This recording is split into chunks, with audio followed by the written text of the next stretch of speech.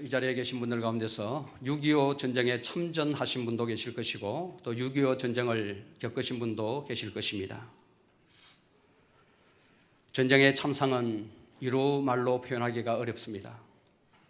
참 많은 사람이 죽고 엄청난 재상상의 피해를 입는 것이 전쟁의 참상입니다.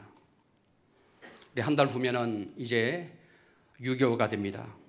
이 조국 땅에 또 하나님께서 축복해 주신 이 땅에 다시는 전쟁이 일어나지 않아야 될 것입니다.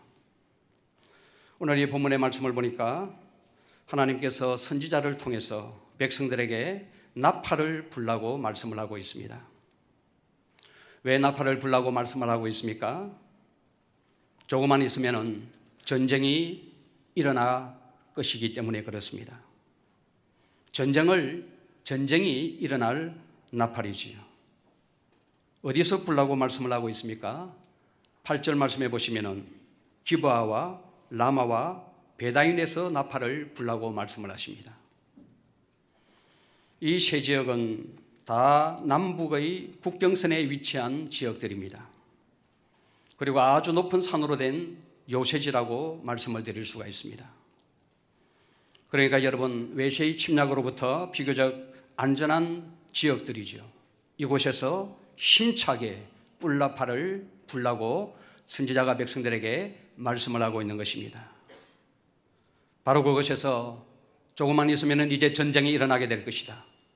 전쟁이 일어나게 될 것이니 준비하고 대비하라는 차원에서 이 뿔나팔을 불라고 말씀을 하시는 것입니다. 여러분, 우리가 지난 시간에 본 것이 무엇입니까? 이 호세아 선지자는 이스라엘의 죄를 고발했습니다. 영적인 음행과 교만이 이스라엘에게 있음을 밝혀내고 그 죄를 하나님 앞에 적나라하게 고발하고 있는 모습을 보았습니다.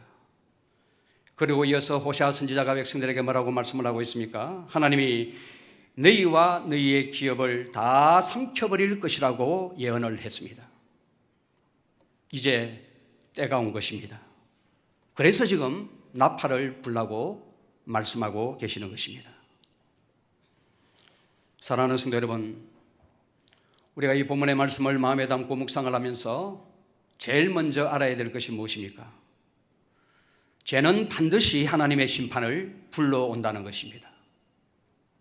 그리고 가장 안전한 곳이라고 해서 예외가 될 수 없다는 것을 말씀하고 있는 것입니다. 조금 전에도 여러분들에게 말씀을 드렸죠.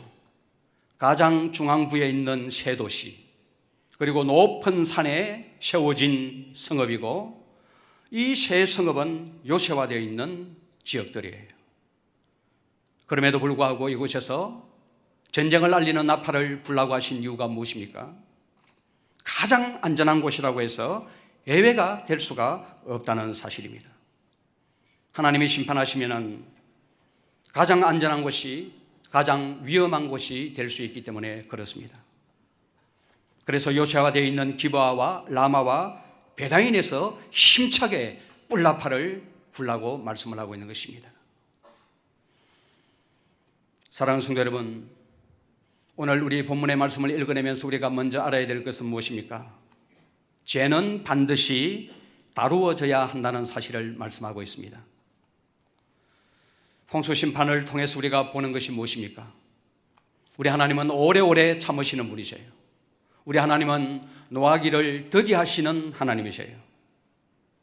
그런 하나님께서 창조 질서를 깨트려가면서 심판하는 것을 보게 됩니다. 뭘 말씀하고 있는 것입니까? 하나님은 오래오래 참으시지만은 끝까지 회개하지 않은 죄는 반드시 심판하신다는 메시지를 담고 있는 것입니다. 그래서 여러분, 죄는 다루어지지 않은 죄 남겨두서는 안 된다는 것입니다. 죄는 반드시 우리의 삶 가운데서 다루어져야 한다는 것입니다. 예수님의 대속의 은혜로 다루어져야 되고, 그렇게 주님의 은혜를 우리가 입은 후에 죄를 지으면은 자복함으로 회개함으로 다루어져야 된다는 것입니다. 다루어지지 아니하고는 지나가는 죄는 없습니다. 죄는 반드시 다루어져야 되지 남들이 모른다고 해서 덮어놓고 지나가면 성공한 것이 아니라 하나님이 다 하시기 때문에 오늘 이 본문의 말씀처럼 이스라엘 백성들을 심판대로 다시 불러내시는 것이지. 그래서 저는 여러분들의 행복을 위해서라도 죄에 대한 설교를 할 수밖에 없습니다. 만약 제가 여러분들에게 죄에 대한 설교를 하지 않는다면 화를 자초하도록 만들기 때문에 직무유기가 되는 것이고 하나님의 존전 앞에 섰을 때 하나님으로부터 책망을 받을 수밖에 없게 되는 것입니다. 사실 대부분의 목회자들이 설교할 때 유혹받는 것이 참으로 많이 있습니다. 그 유혹 가운데서 하나가 무엇인가 하면 교인들이 듣기 좋은 말만 하고 싶어하는 유혹을 받을 때가 있습니다. 왜 그렇습니까? 그렇게 해야 교인들이 좋아하고 많이 모이기 때문에 그렇습니다. 교인들은 칭찬하고 잘한다 잘한다 하고 복 받을 것이라고 하면서 평안을 설교하면 은혜를 받습니다. 근데 여러분 디모데후서 3장 4장 3절에서 4절 말씀을 보시면 이런 말씀이 있습니다. 때가 이르리니 사람이 바른 교훈을 받지 아니하며 귀가 가려워서 자기 사욕을 쫓는 서성을 많이 두고라는 말씀이 있습니다.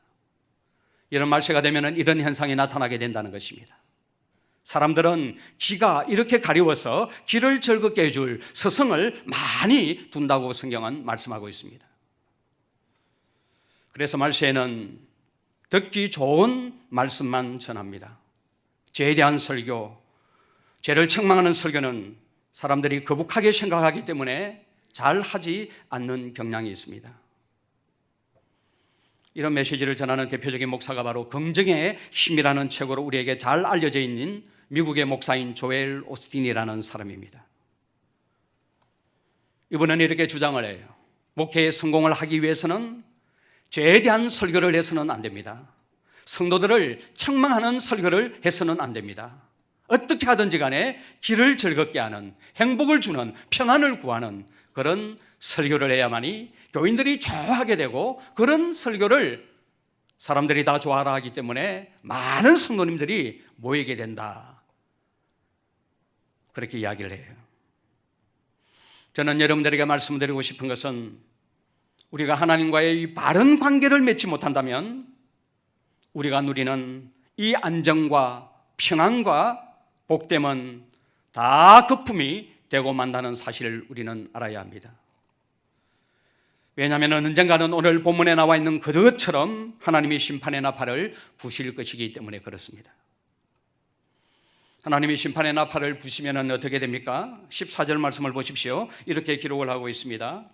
내가 에브라임에게는 사자 같고 유다족 속에게는 젊은 사자 같으니 바로 내가 움켜갈지라 내가 탈취하여 갈지라도 건져낼 자가 없으리라. 에브라임은 이스라엘이라고 말씀을 드렸습니다. 하나님은 이스라엘에게 무엇과 같다고 말씀하고 있습니까? 사자 같고 유다에게는 어린 사자와 같아, 젊은 사자와 같아. 그래서 어떻게 됩니까? 바로 내가 움켜가겠다. 그리고 탈취하여 갈지라도 아무도 거기에서 건져낼 자가 없을 것이다. 이렇게 말씀을 하고 있는 것입니다. 하나님이 작정하시고 하시는 일은 사람이 막을 길이 없습니다. 참고 참으시지만은 끝까지 여러분 죄에서 돌이키지 않는 경우에는 어떤 모양으로든지 하나님의 심판대로 불러 올리신다고 말씀을 하고 있는 것입니다. 오늘 이 본문의 말씀을 가만히 들여다보면 나팔을 불고 나서 두 가지 죄를 지적하는 것을 보게 돼요. 남쪽 유다의 하나의 죄를 지적하고 북쪽 이스라엘에게 또 하나의 죄를 지적을 합니다. 두 가지 죄를 지적을 하는 것을 보게 됩니다. 여러분, 첫 번째 유다의 죄가 무엇입니까? 10절 말씀은 이렇게 기록을 하고 있습니다. 유다 지도자들은 경계표를 옮기는 자 같으니 내가 나의 진노를 그들에게 물같이 부으리라. 그렇게 말씀을 합니다. 유다 지도자들을 향해서 하나님은 선지자 호세아의 입을 통해서 뭐라고 말씀을 하십니까? 너희들은 경계표를 옮기는 자와 같다는 것입니다. 여러분, 여기서 경계표를 옮기는 자와 같다는 말은 무슨 의미입니까? 애굽의 종되었던 그들에게 하나님이 약속의 땅으로 불러들이면서 주신 것이 무엇입니까? 그들에게 땅을 주셨습니다. 자신들이 경작하게 될 땅을 소유하게 된 것이죠. 그리고 그 경작할 땅을 주시면서 자기 소유를 표시하는 경계를 다 하나님께서 그어 주셨습니다. 이 경계표는 옮길 수가 없는 것입니다. 하나님이 정해주신 것은 사람이 임의로 옮길 수가 없는 것입니다. 만약 옮기게 되면 저주가 임하게 될 것이라고 성경에 하나님의 법에 분명히 명시를 해놓았습니다. 여러분, 만약 하나님께서 이스라엘 백성들에게 경계표를 주지 아니했다면 어떤 일이 일어나게 될까요? 약한 자들은 다 먹히게 되어버리겠지요. 그런데 유다 지도자들이 한 것이 무엇입니까? 자신의 권력과 지위를 이용해서 땅의 경계표를 옮겨버리는 것입니다. 가난한 백성들의 땅을 수단과 방법을 가리지 않고 착지하여서 자기의 소유로 만들어버리는 것입니다. 여러분, 이것이 오늘 타락한 남유다의 민낯이라고 하나님께서 선지자를 통해서 고발하고 있는 것입니다. 탐심이 극에 달해 있는 것을 말씀하고 있는 것이죠. 방금 장로님께서도 기도 가운데서 이런 표현이 나왔습니다. 탐심은 우상 숭배다고 말씀하고 있습니다. 성경은 우리 마음에 일어나고 있는 이 탐욕과 탐심은 우상 숭배다, 그렇게 규정을 하고 있습니다. 여러분, 이 탐심이 얼마나 무서운 죄냐 하면 나봇의 포도원 이야기를 통해서 우리는 너무나도 잘 알 수 있습니다. 저 이스라엘 평지에 아합 왕의 별궁이 있었습니다. 그 별궁으로 이렇게 쭉 가다 보면은 나봇이라는 사람이 소유하고 있는 포도원이 있었는데 아합이 그곳을 지나갈 때마다 그게 참 좋아 보였습니다. 그런데 여러분, 좋아 보이는 것으로 머물지 않고 어떻게 해버립니까? 탐욕으로 변질되어 버립니다. 그 포도원을 가지고 싶은 거예요. 자기 소유로 삼고 싶은 거예요. 그래서 나봇에게 그 포도원을 내가 비싼 값으로 주고 살 테니까 포도원을 내게 달라, 그렇게 요구를 합니다. 그때 나봇이 뭐라고 말합니까?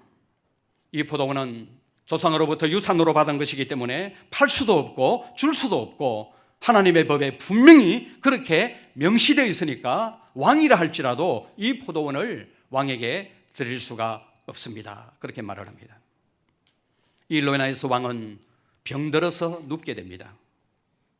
옆에서 아내 이세벨이 가만히 이렇게 보니까 왕이 참 한심한 거예요. 왕권을 이용해서 포도원을 강탈해버리면 될 텐데 저렇게 끙끙 앓고 누워있으니 한심하기가 짝이 없었던 것입니다. 그래서 아합이 어떻게 합니까? 아내의 말을 듣고 나봇을 죽이고 나봇의 포도원을 자기의 소유로 삼아버립니다. 여러분, 탐욕이라는 것이 바로 이렇게 무서운 것입니다. 하나님의 법을 어길 뿐만 아니라 사람을 죽여버리는 것이죠. 지금 오늘 이 본문의 말씀에 유다의 지도자들이 경계표를 옮기는 자와 같다고 말할 때 뭘 말하고 있는 것입니까? 그들이 얼마나 지금 마음의 탐욕으로 이글거리고 있으며 탐욕의 노예로 살아가고 있는가를 고발하고 있는 것이죠. 여러분, 탐욕이, 탐심이 마음을 지배하게 되면 세 가지 깨트려지는 현상이 나타납니다. 첫 번째로는 영적인 분별력이 깨트려집니다. 무엇이 옳고 무엇이 그런지 모릅니다. 무슨 말을 해야 될지 아니어야 될지를 모릅니다. 이런 상황에서 어떤 행동을 해야 될지 어떤 행동을 하지 않아야 될지를 모른다는 것입니다. 영적인 분별력이 완전히 깨트려져 버리게 되는 것이죠. 오늘 이 본문의 말씀도 보십시오. 하나님께서 분명하게 경계표를 정해 놓았습니다. 그럼에도 불구하고 탐욕이 마음속을 지배하니까 하나님의 말씀을 어기고 사람도 죽이고 땅도 빼앗아가 버리게 되는 것입니다. 두 번째로 탐심이 마음을 지배하게 되면 어떤 것이 깨트려지게 됩니까? 마음의 평안이 다 깨트려지는 것입니다. 마음이 탐심의 지배를 받게 되면 마음에서 오는 병이 찾아오게 됩니다. 두통, 불면증, 과민성 대장염, 소화불량, 이런 병들이 찾아오게 되는 거예요. 여러분 요즘 잠을 어떻게 잘 자고 계십니까? 요즘 잠이 잘 안 옵니까? 걱정거리가 여러분 많습니까? 어떤 모양으로든지 탐욕 때문일 가능성이 많습니다. 탐욕이 지배하면 마음이 심란하게 되고 평안이 깨트려지는 것입니다. 탐심이 마음을 지배하게 되면 또 깨트려지는 것이 있습니다. 관계가 다 깨트려집니다. 하나님과의 관계는 물론이고 사람과의 관계도 다 깨트려지는 것을 보게 됩니다. 오늘 집안 싸움의 90%는 탐욕의 싸움이에요. 돈 가지고 싸우고 재산 가지고 싸우고 형제끼리 원수가 되는 것을 보게 됩니다. 교회도 마찬가지예요. 교회 안의 싸움도 거의 탐욕 때문에 싸우는 것을 보게 됩니다. 누가 더 높느냐는 것입니다. 기싸움을 합니다. 자기를 비우지 못한 것에서는 싸움인 것이죠. 다 탐욕에서 나오는 부작용이라고 볼 수가 있습니다. 저는 이런 맥락에서 우리 하나님의 백성들은 세상을 어떻게 살아가야 할지를 늘 조심해야 된다고 생각을 합니다. 여러분, 자본주의 사회는 절대로 하나님이 세운 질서가 아닙니다. 사회주의 사회도 역시 마찬가지입니다. 절대로 하나님이 세운 질서가 아니에요. 자본주의든 사회주의든 사람이 다 만들고 세운 주의는 절대로 다 하나님의 법을 담아낼 수가 없습니다. 보편적으로 우리 한국 성도님들은 자본주의가 하나님의 방법이라고 생각을 해요. 여러분, 자본주의가 무엇입니까? 자본가 계급이 이 노동자로부터 노동력을 사서 생산활동을 해서 이윤을 챙기는 경제구조가 여러분 자본주의입니다. 그러니까 여러분, 이 구도가 얼마나 복잡하게 얽혀져 있는 것인지 모릅니다. 지금 대한항공 총수 일가의 갑질 논란이 도마 위에 올라와 있지 않습니까? 사원들이 마스크를 쓰지 않고는 데모를 할 수가 없는 것입니다. 자본가한테 걸리면은 불이익을 당할 수밖에 없기 때문에 그렇습니다. 이것이 오늘날 우리의 현실입니다. 자신의 행복을 자본가는 극대화하기 위해서 가난한 사람들이 가지고 있는 것들을 다 빼앗고 짓밟는 것을 주님은 절대로 원하지 않습니다. 남의 눈에 피눈물이 나게 하면서 경계표를 끊임없이 넓혀나가는 것이죠. 그런데 여러분, 그 언약 백성인 유다가 지금 뭐 하고 있습니까? 끝없이 욕망을 극대화하고 있는 것입니다. 이런 면에서 저와 여러분들은 과거에 핍박이 있던 그 로마 시대보다 더 어려운 시대에 신앙생활을 하고 있다고 생각을 합니다. 여러분, 우리가 예수 믿는다고 잡아가거나 핍박하는 사람은 없습니다. 핍박하면은 핍박을 견디면 되는 것입니다. 그런데 지금은 왜 핍박의 시대보다도 신앙생활하기가 더 어렵습니까? 지금이 여러분 자본주의 사회니까요. 더 많이 가져야 되고 그 가진 것을 가지고 더 많이 누리는 삶을 살아야 하니까요. 합리화하면서 죄를 지을 수 있는 상황이 더 많아지게 된 것이지요. 경계표를 옮길 수 있는 상황이 지천에 다 널려 있기 때문에 로마 시대보다도 지금 이 형편이 신앙생활 하기가 더 어렵다는 것입니다. 교회도 저는 마찬가지라고 생각을 합니다. 약한 이웃교회를 돌아보지 않습니다. 대형 뼈슬을 수십 대씩 풀어서 돌리는 것을 보게 됩니다. 여러분이 사회도 한번 보시기를 바랍니다. 가진 사람들은 더 많이 가지려고 하고 집을 몇 채나 가지고 있으면서도 아직 배고프다고 말하고 있습니다. 욕망을 끊임없이 확대해 가고 있는 것을 봅니다. 여러분이 마산 지역, 창원 지역만 하더라도 아파트를 얼마나 많이 짓고 있습니까?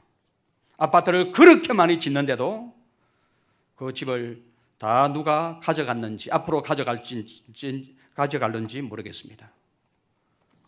집이 없어요. 집을 짓는데 집이 없습니다. 가진 자들이 그렇게 많지 않습니다. 빈익빈 부익부 현상이 나타나고 있는 것입니다. 왜 그렇습니까? 사람들이 경계표를 마구잡이로 옮기고 있기 때문에 그런 것이죠. 약한 사람들의 약함을 승김의 기회로 사용하지 않습니다. 여러분, 짐승들을 이렇게 가만히 보면은 짐승들은 배불리 먹고 나면은 눈앞에 먹잇감이 왔다 갔다 해도 멀뚱히 쳐다만 보고 있습니다. 그런데 인간의 소유욕은 끝이 없습니다. 가지면 더 가지려고 하고, 그렇게 많이 가지고도 난 늘 배고프다, 좀 가진 것 가지고 쪼개어서 나누어주고 베풀어주고 섬겨주고 하는 것이 하나님의 법의 정신이고 하나님께서 우리에게 말씀하시는 명령임에도 불구하고 그것은 아랑곳하지 않습니다. 재산이 한 5억 정도 있으면 많이 가지고 있는 것입니까? 제 생각에는 한 10억 이상 가지고 있는 사람들은 그거 사회에 다 내놓아야 되는 것 아닙니까? 고아원이나 양로원에 좀 이렇게 기부해야 되는 것 아닙니까? 우리 예수 믿는 사람들도 끊임없이 욕망을 제어하지 못하고 그렇게 내배를 채우고 그렇게 해야 되는 것입니까? 하나님은 그걸 원하지 않아요. 사회적인 흐름은 그것이 정답인 줄 몰라도, 그것이 지혜로운 것인지 몰라도 성경은 절대로 그렇게 말하지 않습니다. 6년 동안 열심히 경작하고 7년은 안식년, 땅을 놀리라는 거예요. 자연스럽게 나는 그 열매는 어떻게 해요? 주인이 따가면 안 됩니다. 그대로 두어라는 거예요. 왜냐하면 나간 애들이 먹을 수 있도록, 떨어진 것은 짐승들이 먹을 수 있도록 베풀라는 거예요. 나누라는 거예요. 섬기라는 거예요. 이것이 여러분 성경에서 말하는 삶의 원칙이고 하나님의 법입니다. 7년 곱하기 7년 하면 7, 7이 49, 그 다음 해가 되면 희년입니다. 희년이 되면 어떻게 합니까? 원소유주에게로 전부 다 돌려주는 거예요. 땅도 돌려주고 노예도 다 돌려주고 자유민이 되도록 하는 것이 성경의 정신입니다. 여기 부자들이 얼마나 있는지 모르겠지만 참 외람되게 들릴지 모르겠습니다. 정말 여러분 10억 이상 가지고 있다면, 적어도 5억 이상 가지고 있다 그러면 그거 여러분 사회에 환원하셔야 됩니다. 연약한 자를 돌아보는 데 써야 되고, 없이 사는 사람들을 거두는 데 그걸 써야 되고, 불치의 병에 걸려서 돈이 없어서 치료받지 못하는 그런 연약한 자들에게 그 돈을 내어놓아야 적어도 우리가 하나님 앞에 서서 할 말이 있는 것입니다. 그럼에도 불구하고 오늘 유다의 지도자들은 못하고 있습니까? 이 욕망이 충동되어서 끊임없이 경계표를 넓혀가고 있는 이 유다의 지도자들과 유다 백성들에게 하나님께서 뭐라고 말씀하십니까? 너희들에게 벌이 있을 것이다, 심판을 선포하고 있는 것을 보게 됩니다.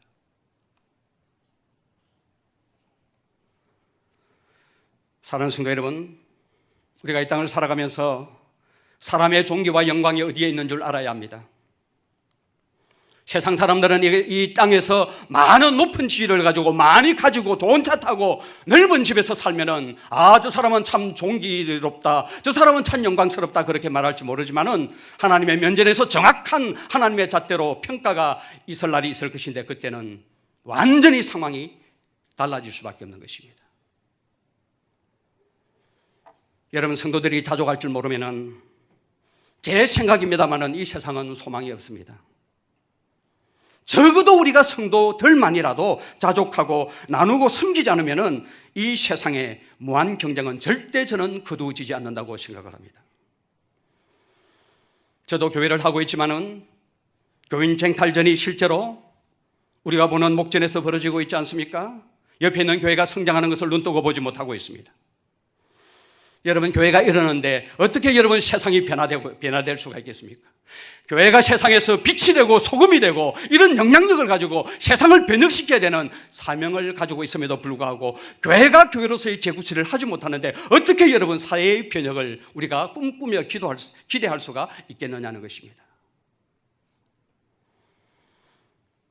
자신의 욕망을 충족시키는 것이 정당화되어 있는 이 사회 안에 정말 우리가 자족할 줄 알고 섬길 줄 아는 사람이 저는 우리 성도인 줄로 믿습니다. 여러분, 진정한 영성이라는 것이 무엇입니까? 저 사람 참 영성이 뛰어나다, 영성이 좋다라고 말할 때 여러분, 진정한 영성이 무엇입니까? 방언하고 환상 보고 불을 받아야 여러분 그것이 영성입니까? 하나님 보시기에 진정한 영성은 내 안에 날마다 솟아오르는 욕망을 누를 수 있는 능력, 이게 저는 진정한 영성인 줄로 믿습니다. 자족하고 양보하고 손해보고 사는 것이 세상 사람들의 눈으로 볼 때는 다 바보 같아 보여도 하나님이 기뻐하시는 성도의 모습인 줄로 믿습니다. 저는 저와 여러분들과 우리 교회가 이렇게 꼭 살기를 바랍니다. 그러면 에브라임의 죄는 무엇입니까? 이스라엘의 죄는 무엇입니까? 11절 말씀을 보십시오. 11절 말씀 다 같이 한번 읽도록 하겠습니다. 시작. 에브라임은 사람의 명령을 뒤따르기를 좋아함으로 학대를 받고 재판의 압제를 받는도다. 이스라엘의 문제는 사람 명령을 따르기를 좋아한다는 것입니다. 하나님의 명령을 따르기를 좋아하는 것이 아니라 사람의 명령을 따르기를 좋아한다는 것입니다. 여러분, 우리가 문제가 생기면 어디로 가야 합니까? 하나님의 존전으로 나아가야 합니다. 하나님의 말씀에 귀를 기울여야 합니다. 하나님의 말씀의 통치를 받아야 합니다. 그런데 여러분, 에브라임, 이스라엘은 그렇게 하지 않는 것입니다. 사람을 따라갑니다. 사람을 의지하고 사람을 바라봅니다.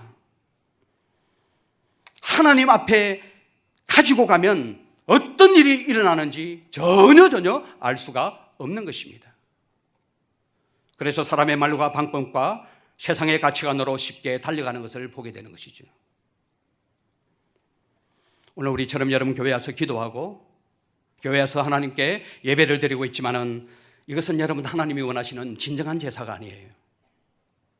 왜 그렇습니까, 여러분?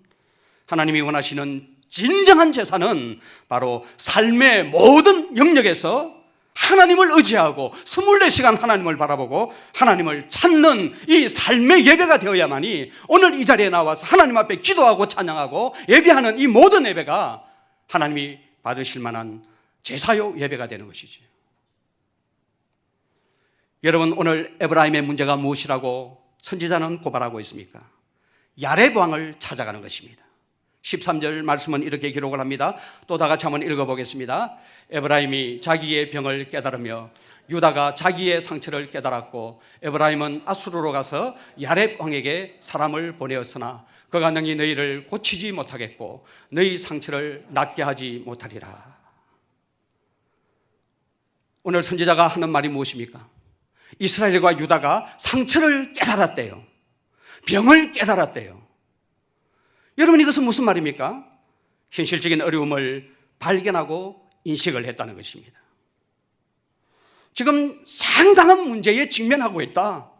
우리가 지금 어려움을 지금 겪고 있다. 이 표현이 오늘 성경에 병을 깨달으며 상처를 깨달았다는 그런 표현입니다. 지금 문제가 생긴 것입니다. 어렵습니다. 너무너무 어려운 상황을 만났습니다. 그래서 어떻게 합니까? 야렙 왕에게 사자를 보냅니다. 이 야렙 왕은 과연 무엇이냐? 이 야렙 왕은 오늘 요즘식으로 말하면 싸움의 왕이다, 이렇게 번역을 할 수 있는 말이에요. 싸움을 잘하는 왕입니다. 싸움을 너무너무 잘해요. 그래서 싸움을 잘하는 왕에게 도움을 청하는 것이죠. 이 사람이 싸움을 잘하면 이 사람한테 붙고 저 사람이 싸움을 잘하면 저 사람한테 붙는 것입니다. 사람을 따라가는 것입니다. 사랑하는 여러분, 교회 다닙니다. 예배 드립니다. 하나님을 믿는다고 말해요. 그러나 일상에서 경험하는 모든 문제를 하나님께 가지고 가는 것이 아니라 싸움 잘하는 야렙 왕을 찾아가는 것입니다. 그런데 여러분, 오늘 성경이 우리가 말하는 것이 무엇입니까? 이 야레방이 당장은 도움이 되는 것 같이 보이지만은 시간이 지나면 실체가 드러나는데 아무것도 할 수 없는 존재라는 것을 말씀하고 있습니다. 능히 너희를 고치지 못하겠고 너희 상처를 낫게 하지 못하리라. 비행기를 타고 하늘을 이렇게 날다 보면 날씨가 좋은 날 보면 하얀 뭉게구름을 이 창너머로 볼 수가 있습니다. 그 구름 위로 비행기가 날아가는 거죠. 그때 여러분 어떤 생각이 드냐 하면은 저 구름 위로 살짝 뛰어내리면은 이 그 구름이 손이불처럼 사뿐히 받아줄 것만 같습니다. 뛰어내리면 어떻게 될까요? 착각인 것이요. 여러분, 사람이, 돈이, 권력이 나를 편하게 받아줄 것 같아도 여러분 다 구름과 같은 존재입니다. 이게 뭐예요? 이게 사람 인자입니다. 한문으로. 요것 하나 빠지면 구부러지는 것이 인생입니다. 다 경험해 보셨죠? 돈을 따라가고 사람을 따라가고 권력을 따라가고 그래서 뒤통수 맞은 경험 없습니까? 그게 인생입니다. 구름과 같은 존재입니다. 하나님을 믿고 의지하고 찾을 때만 안전할 수가 있는 것입니다.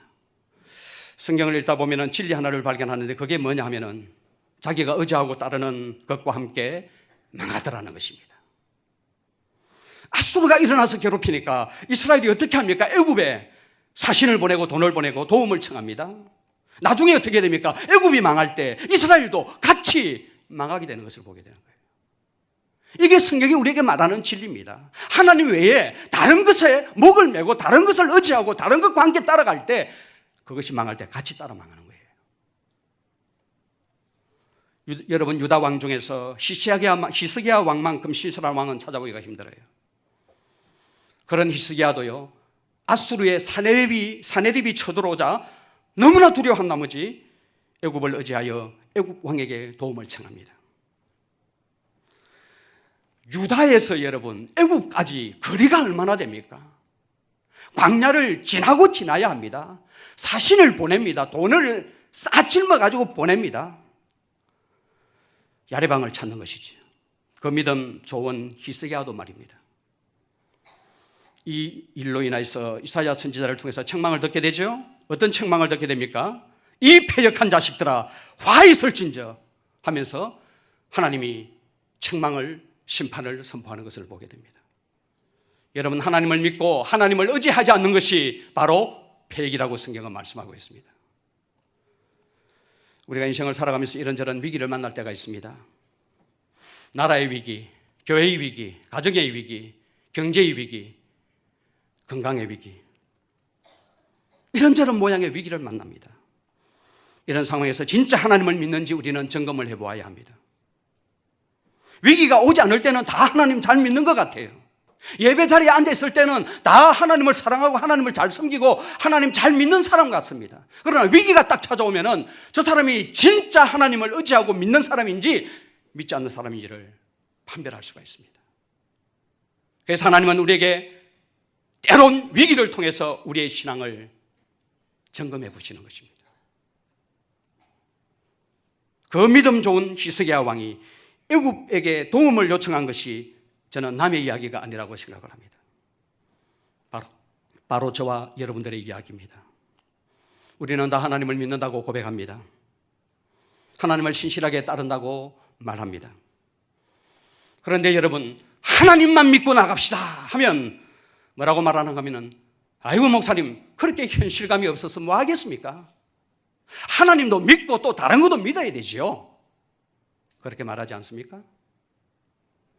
어떤 목사님의 설교 시간에 우리는 중국도 미국도 의지해서는 안 됩니다. 우리가 의지할 분은 하나님 한 분밖에 없습니다. 하나님을 의지해야 합니다 라고 설교를 했더니 예배를 마친 후에 한 성도가 찾아와서 이렇게 말을 하더라는 것입니다. 목사님 중국은 믿어서는 안 되지만 미국은 의지해야 됩니다. 여러분, 하나님 믿는 사람이 가장 못하는 것이 뭔 줄 아십니까? 하나님을 믿는 것을 가장 하지 못합니다. 솔직하게 여러분 까발려 놓고 진단 한번 해봅시다. 하나님하고 찾으면서 예배 시간에는 실제로 내 삶의 현장에서 당장 위기가 찾아오고 어려움이 찾아오면은 그 하나님은 온데간데 없습니다. 교회에서 하나님을 앙망하고 찬양하고 기도하면서 하나님을 찾았던 그 하나님은 없습니다. 뭐가 크게 보입니까? 사람이 크게 보이고 권력이 크게 보이고 돈이 크게 보입니다. 돈과 권력이 근심과 걱정을 다 가져가지 하나님이 나의 근심과 걱정을 가져가지 못하는 것. 우리 실제 삶 속에서 경험하는 것입니다. 진짜 여러분 하나님을 믿으셔야 합니다. 여러분 하나님이 역사하지 못하는 이유가 무엇입니까? 하나님은 전능하신 하나님, 무에서 유를 창조하신 하나님, 홍해를 가르신 하나님, 요단강을 끊으신 하나님, 놀라우신 그 하나님을 우리는 성경에서 만나고 우리의 삶의 현장에서 만남에도 불구하고 왜 우리가 삶 속에서 하나님을 경험하지 못합니까? 하나님이 이스라엘만의 하나님이십니까? 그 하나님은 바로 나의 하나님이고 여러분들의 하나님입니다. 그런데 그 하나님이 역사하시는 것을 우리는 왜 경험하지 못합니까? 하나님을 믿지 못하기 때문에 역사하지 못하는 것입니다. 어느 교회 목사님이 교회에 큰 어려움이 생겨서 기도원에 기도하러 가셨는데 말씀이 하나도 귀에 들어오지 않더라는 것입니다. 강사 목사님이 출애굽기 14장 말씀을 가지고 설교했습니다. 출애굽기 14장 말씀은 어떤 말씀인지 아시죠? 이스라엘 백성들이 출애굽을 해서 이제 홍해 앞에 서 있습니다. 진퇴양난입니다. 앞으로 가려고 하니까 홍해가 가로막혀 있고 뒤로 가려고 하니까 애국 군대가 지금 추격하고 있습니다. 그때 하나님께서 모세에게 주신 말씀이 무엇입니까? 너희는 가만히 있어 내가 하나님됨을 알지어다. 이런 주제를 가지고 강사 목사님이 설교를 했단 말이에요. 그런데 그 말씀이 하나도 귀에 들어오지 않더라는 것입니다. 지금 자신의 처지를 생각해 보니까 주님을 가만히 앉아서 바라보고 의지하라고 하는데 가만히 있을 때가 아니라는 것입니다. 그래서 기도가 안 되더래요. 바로 그때 하나님께서 한 장면을 떠올려 주신 것입니다. 그것은 몇 년 전에 어린 딸을 시장에서 잃어버린 때의 일이었습니다. 잃어버린 딸을 찾기 위해서 얼마나 얘가 탔는지 모릅니다. 사방팔방으로 다녀도 딸을 찾을 수가 없습니다. 그런데 저 먼 곳에 있는 파출소에서 연락이 왔습니다. 딸을 데리고 있으니 딸을 데리고 가라는 것입니다. 흥분된 마음을 가지고 막 달려가는데 가서 보니까 딸이 울고 있더라는 거예요. 그때 목사님이 딸을 책망했습니다. 가만히 있어야지. 아빠 손 잃어버리면 가만히 있으라고 그랬지. 이렇게 울고 돌아다니니까 아빠가 진짜 너를 잃어버렸잖아.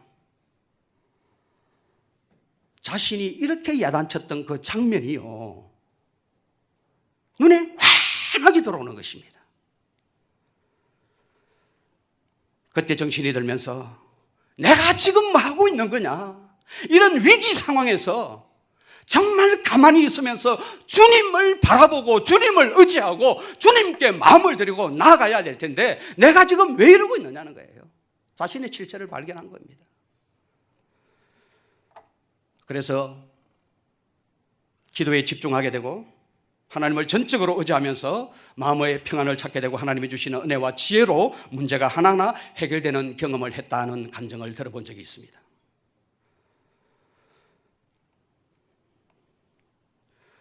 여러분, 우리가 정말 사람 의지하지 않고 하나님 의지하면 하나님의 일하심을 경험하게 될 줄로 믿습니다. 저는 나름의 간증을 가지고 있어요.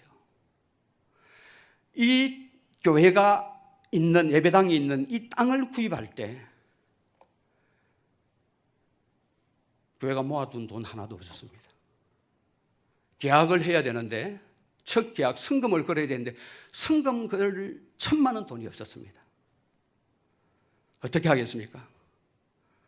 목사가 마중물 붓는다 생각하고 1,000만 원을 빌려가지고 헌금하면서 그 돈을 마중물로 부었습니다.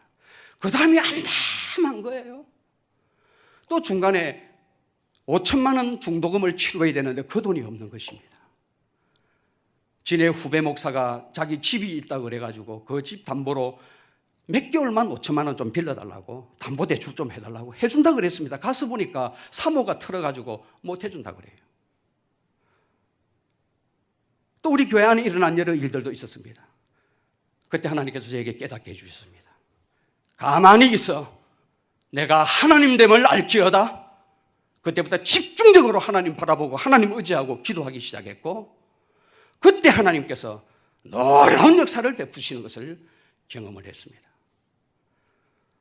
땀 모여올 것이 아무것도 없었음에도 불구하고 하나님께서 금융기관 한 곳과 연결시켜 주시고, 그 이사장님 하시는 말씀이 순교할 각오로 돈을 땅값하고 예배당 짓는 거하고 10수억이 들어가는 돈을 갖다가 빌려주었단 말이에요. 그거 다 갚았습니다만은, 지금은 황홀하지만은 그 순간은 위기였고, 그 위기의 순간에 가만히 있어 주님을 바라보고 주님을 의지하고 나아갔더니 하나님께서 일하시는 것을 경험을 했습니다.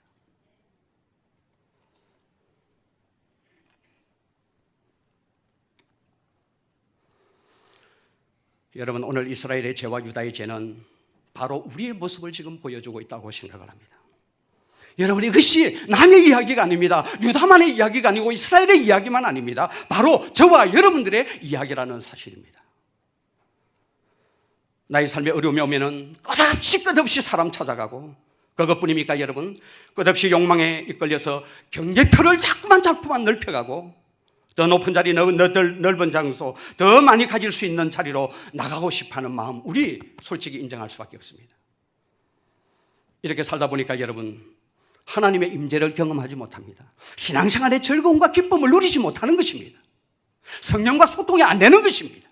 예배에 감격이 오지 않습니다. 예수 믿는 재미가 없는 것입니다. 왜? 하나님을 경험하고 살지 못하기 때문에 그렇습니다. 그래서 여러분, 마음에 평안이 없잖아요. 관계는 다 깨어져 버리고 말입니다. 신앙생활을 하는 것이 아니라 종교생활에 머무르고 있는 우리의 모습을 보게 되는 것입니다. 제가 지난 주일 헌신예배 설교를 갔던 교회 목사님에게 딸 셋이 있었습니다.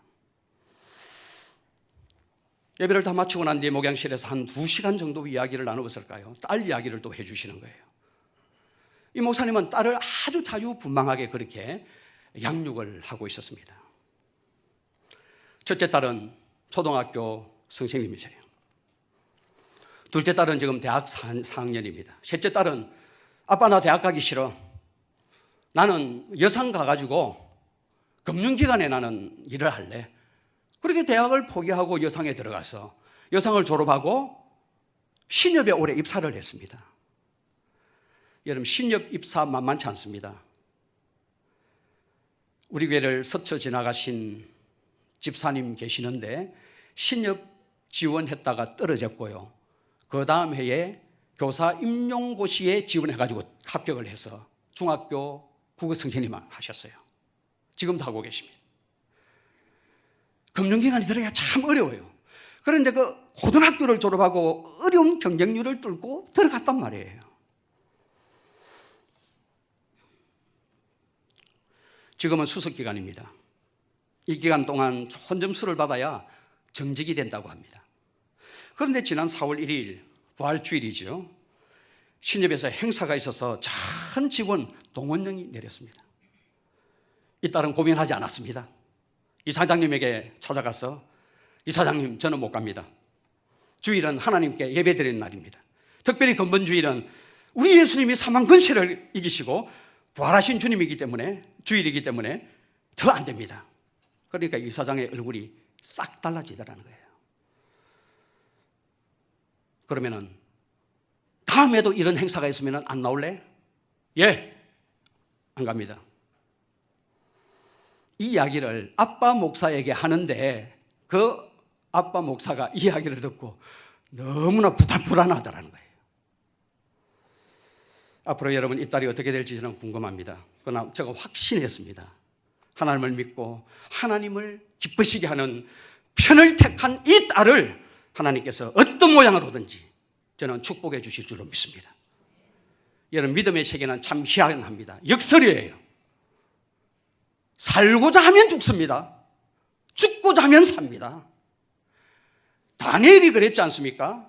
기도하는 자는 다 잡아가지고 사자굴 안에 집어넣는다. 그는 죽고자 했습니다.